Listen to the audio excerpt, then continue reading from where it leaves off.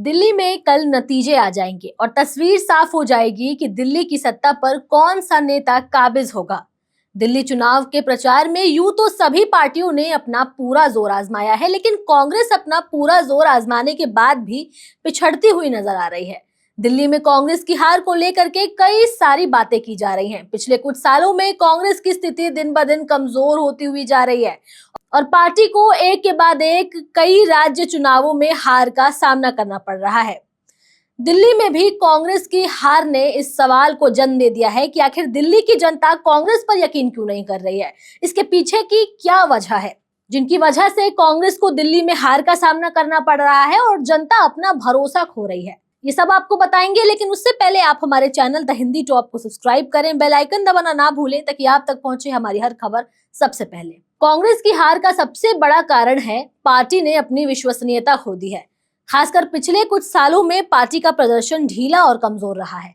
दिल्ली की जनता को कांग्रेस से उम्मीद थी कि वो विकास, रोजगार और अच्छे शासन व्यवस्था की दिशा में काम करेगी, लेकिन कांग्रेस ने अपने वादों को पूरा करने में नाकामयाबी पाई है। इसी वजह से लोगों का कांग्रेस पर से विश्वास खत्म होता जा रहा है। इसके साथ ही कांग्रेस को महाराष्ट्र और विधानसभा चुनावों में हार का सामना करना पड़ा और इन राज्यों में कांग्रेस के चुनावी वादे अधूरे रहे और पार्टी के अंदर कलह उभर कर सामने आई। इन हारों के बाद से दिल्ली में भी जनता का विश्वास कांग्रेस से उठ चुका था। लोग ये मानने लगे थे कि कांग्रेस केवल सत्ता की लड़ाई लड़ रही है और वो आम जनता के मुद्दों पर कोई बात नहीं कर रही है, ना उससे जुड़े हुए कोई काम कर रही है। अब दिल्ली में विधानसभा चुनावों से पहले कांग्रेस के नेताओं को उम्मीद थी कि दिल्ली के लोग उनकी ओर वापस लौटेंगे, लेकिन पिछले चुनावों के दौरान हरियाणा और महाराष्ट्र में पार्टी को जो हार का सामना करना पड़ा है, उससे दिल्ली के वोटर्स के दिमाग में भी ये एक सवाल पैदा हो गया है कि क्या कांग्रेस सचमुच में उनकी उम्मीदों पर खरी उतरेगी। इस हार का सीधा असर दिल्ली के चुनाव पर पड़ा और दिल्ली के लोगों ने कांग्रेस को समर्थन नहीं दिया। दिल्ली में बीजेपी और आम आदमी पार्टी के बीच चुनावी लड़ाई ज्यादा देख सकते हैं हम लोग, और बीजेपी और आम आदमी पार्टी दोनों ही अपने अपने तरीके से दिल्ली के मुद्दों पर चुनावी प्रचार करते रहे हैं। वहीं कांग्रेस इन दोनों पार्टियों के मुकाबले कहीं ना कहीं थोड़ा बैकफुट पर नजर आ रही है। बीजेपी ने दिल्ली के विकास के मुद्दों पर जोर दिया तो आम आदमी पार्टी ने राज्य सरकार की उपलब्धियों को जनता के सामने रखा। इसके अलावा दिल्ली में कांग्रेस का कोई मजबूत नेता नजर नहीं आता। इसके कारण लोग कांग्रेस को एक प्रभावशाली विकल्प नहीं मानते। कांग्रेस पार्टी में आंतरिक संघर्ष ने भी इसे चुनावी मोर्चे पर कमजोर कर दिया है। कई बार ये देखा गया है कि पार्टी के नेता आपस में ही बटे हुए नजर आते हैं, आपस में ही लड़ाई करते हुए नजर आते हैं, जिससे जनता को ये संदेश जाता है कि कांग्रेस एकजुट नहीं है। दिल्ली में कांग्रेस के नेता अपने राज्यों के मुद्दों पर ध्यान केंद्रित करने के बजाय आंतरिक संघर्षों में व्यस्त रही है और इससे पार्टी का संगठन कमजोर पड़ा है और चुनावी मैदान में उसका प्रदर्शन भी प्रभावित हुआ। अब दिल्ली में कांग्रेस का रिकॉर्ड भी उतना अच्छा नहीं रहा। पिछले कई चुनावों में पार्टी की स्थिति लगातार खराब रही।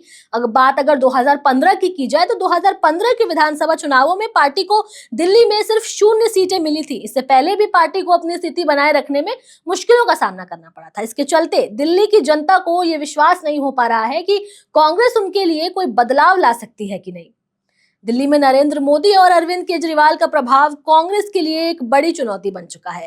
नरेंद्र मोदी की लोकप्रियता और केजरीवाल के मुख्यमंत्री बनने के बाद से दिल्ली में कांग्रेस की स्थिति थोड़ी कमजोर हो गई है। मोदी ने अपने कार्यकाल में कई योजनाओं की शुरुआत की, जैसे कि स्वच्छ भारत अभियान, जनधन योजना, नोटबंदी, जो कि दिल्ली के लोगों के बीच काफी प्रभावी साबित हुआ। इसके साथ ही अरविंद केजरीवाल की सरकार ने दिल्ली में बिजली, पानी, शिक्षा, स्वास्थ्य जैसे कई सारे सुधार किए, जिसमें आम आदमी पार्टी को दिल्ली में बड़ी जीत मिली थी। अब इन दोनों नेताओं की सफलता ने कांग्रेस को थोड़ा पस्त कर दिया है। इसका एक कारण ये भी है कि कांग्रेस ने दिल्ली विधानसभा चुनावों में कोई स्पष्ट और ठोस चुनावी मुद्दा नहीं उठाया, जबकि एक तरफ भाजपा और आम आदमी पार्टी अपने चुनावी वादों के साथ मैदान में खड़ी रही, वहीं कांग्रेस ने अपनी नीतियों और योजनाओं को जनता के बीच सही तरीके से नहीं दिखाया। पार्टी ने कोई ऐसा स्पष्ट मुद्दा नहीं उठाया जो दिल्ली की जनता को अपनी ओर खींच सके।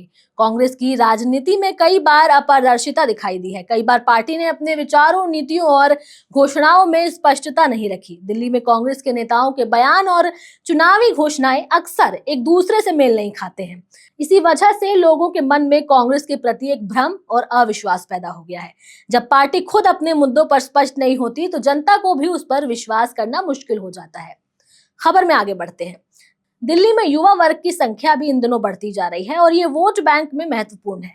कांग्रेस ने युवा वर्ग की उम्मीदों को पूरा करने में नाकामयाबी दिखाई है। बीजेपी और आम आदमी पार्टी ने युवाओं के बीच रोजगार, शिक्षा और कई सारी सुविधाएं लेकर अच्छे वादे किए थे, जबकि कांग्रेस इस मोर्चे पर पिछड़ी हुई नजर आई। युवा वोटर्स को लेकर कांग्रेस की रणनीति सही दिशा में नहीं काम कर पाई, जिससे पार्टी को नुकसान हुआ।